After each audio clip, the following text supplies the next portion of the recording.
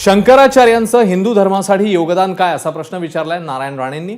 अयोध्येतील राम मंदिर सोहळ्यात शंकराचार्य सहभागी होणार नाहीयेत। रामलल्लाच्या प्राणप्रतिष्ठेवर शंकराचार्यांनी आक्षेप घेतल्यानंतर नारायण राणे यांनी ही टीका केली आहे।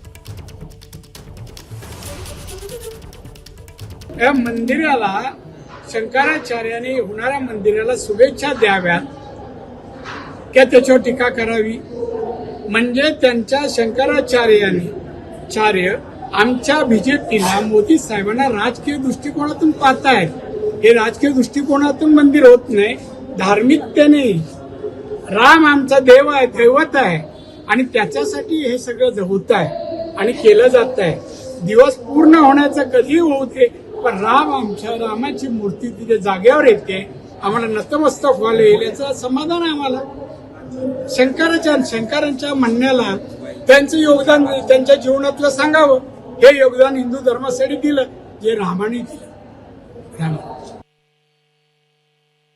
तेव्हा रामलल्लाच्या प्राणप्रतिष्ठेवर शंकराचार्यांनी आक्षेप घेतलेला होता आणि त्यानंतर नारायण राणे यांनी ही प्रतिक्रिया दिली आहे, हे मत व्यक्त केले। अयोध्येतल्या राम मंदिर उद्घाटन सोहळ्यामध्ये, प्राणप्रतिष्ठा सोहळ्यामध्ये शंकराचार्य हे सहभागी होणार नाहीयेत आणि त्या पार्श्वभूमीवर आता मतमतांतर समोर येत आहेत। भाजपचे नेते आणि मंत्री नारायण राणे यांनी शंकराचार्यांचं हिंदू धर्माकरता योगदान काय असा प्रश्न उपस्थित केलेला होता।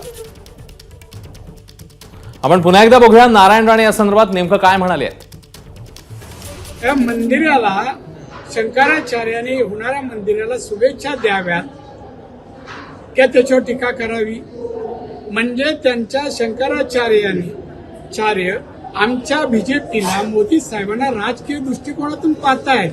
हे राजकीय दृष्टिकोनातून मंदिर होत नाही, धार्मिकतेने राम आमचा देव आहे, दैवत आहे आणि त्याच्यासाठी हे सगळं होत आहे आणि केलं जात आहे।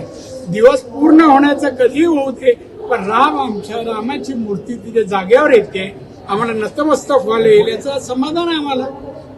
शंकरांच्या म्हणण्याला त्यांचं योगदान त्यांच्या जीवनातलं सांगावं।